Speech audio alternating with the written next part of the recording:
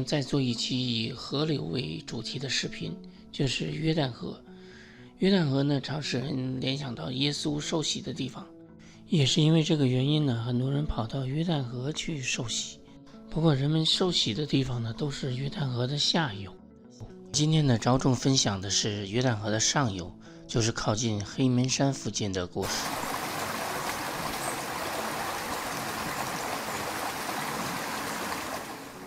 约旦河起源于以色列北面的黑门山，是黎巴嫩与叙利亚接壤的地方，最高峰呢有海拔2800米。那里的冬天呢积雪比较厚，人们喜欢到那里去滑雪。因为山高降水量又大，所以那个降水呢最终成为约旦河的源头。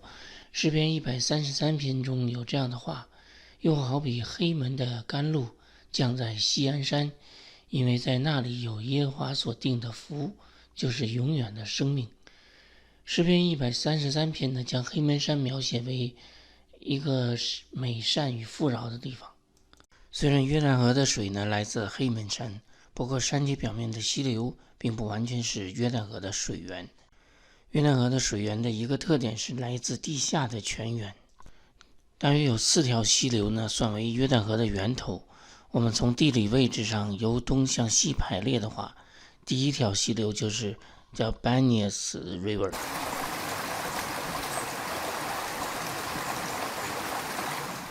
这里是一个非常著名的地方，叫 Caesarea Philippi， 中文的意思就是该撒利亚腓立比。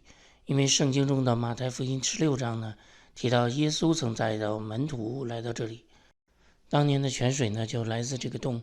不过如今呢，人们把水从旁边引出来，所以洞呢现在是干的。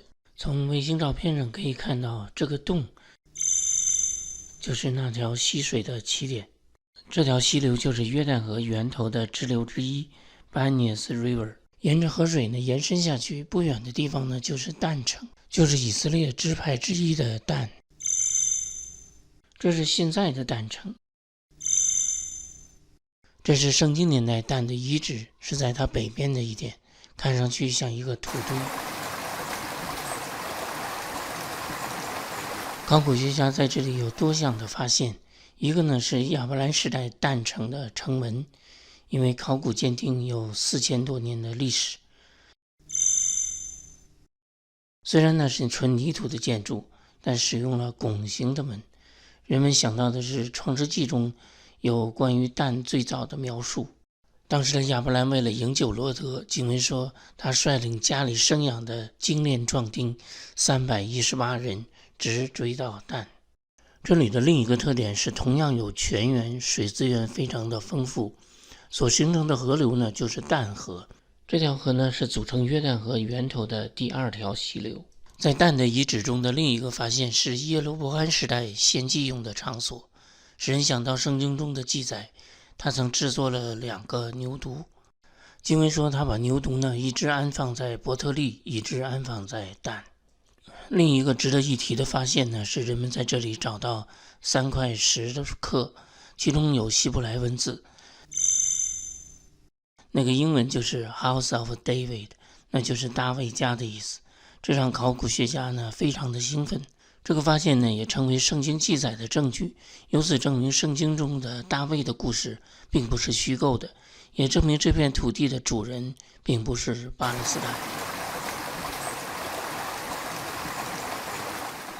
我们离开但的遗址呢，向西大概几公里的地方，那里有一条南北走向的河流，这就是组成约旦河源头的第3条溪流，也是最主要的支流 Hasbani River。 它的起点呢较远，在黎巴嫩的境内。值得一提的是，沿这条河再往西几公里的地方有一个小村落 Matula， 那里同样有泉源，而这个泉源所形成的河流呢，就是组成约旦河源头的第4条溪流 Ayun Stream。 这条溪流的特点是有一个落差30米的瀑布。虽然人们可以想象这里的景色应该是很美的，但是隐藏在这平静小村落的背后却是危险。因为从地图上我们可以看到，联合国呢划定了一条临时的军事分界线。这个小村子位于以色列控制的最北边的一个突出部三面都是黎巴嫩的控制区。不久以前，人们在这里发现了黎巴嫩真主党在这里挖掘的地下通道。这张图显示，被发现的地道有180米长，是从黎巴嫩的一个私人住房里秘密开挖的。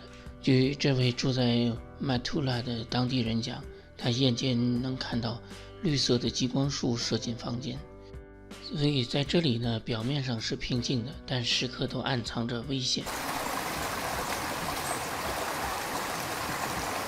在很多人心目中呢，信仰的话题呢，似乎没有世界上的危险，但事实呢，并非如此。回到我们之前分享的那个洞的故事，马太福音的16章提到，耶稣带着门徒去了凯撒利亚腓立比，那个地方就是前面分享的那个有泉水的洞。第18节呢，耶稣对彼得说：“你是彼得，我要把我的教会建立在这磐石上，阴间的权柄不能胜过它。”因为当年的地下水是从那个洞出来的，那个洞呢，被认为是通往阴间的，就是所谓的地下世界。所以耶稣在这里使用阴间这个词呢，是有双重意义的。第21节呢，耶稣提到他必须上耶路撒冷，并且意味着他在那里会失去生命。他也知道门徒会因此受到极大的打击，好像阴间的权柄得胜了。因为耶稣的死是必须要成就的，不过这只是上帝的许可，而非阴间的权柄得胜。耶稣赐给门徒的权柄是胜过阴间的。不过耶稣这样说呢，也更加说明阴间的权柄是随处可见的。这就如同我们今天看到世界上的战争，这就是阴间的权柄。但耶稣呢，并没有否认它的存在，而是强调他的权柄不能被阴间的权柄所胜。因为阴间的权柄所代表的是死亡，而耶稣的权柄呢，是生命，像约旦河永不停息的泉源，也像诗篇133篇所说的是永远的生命。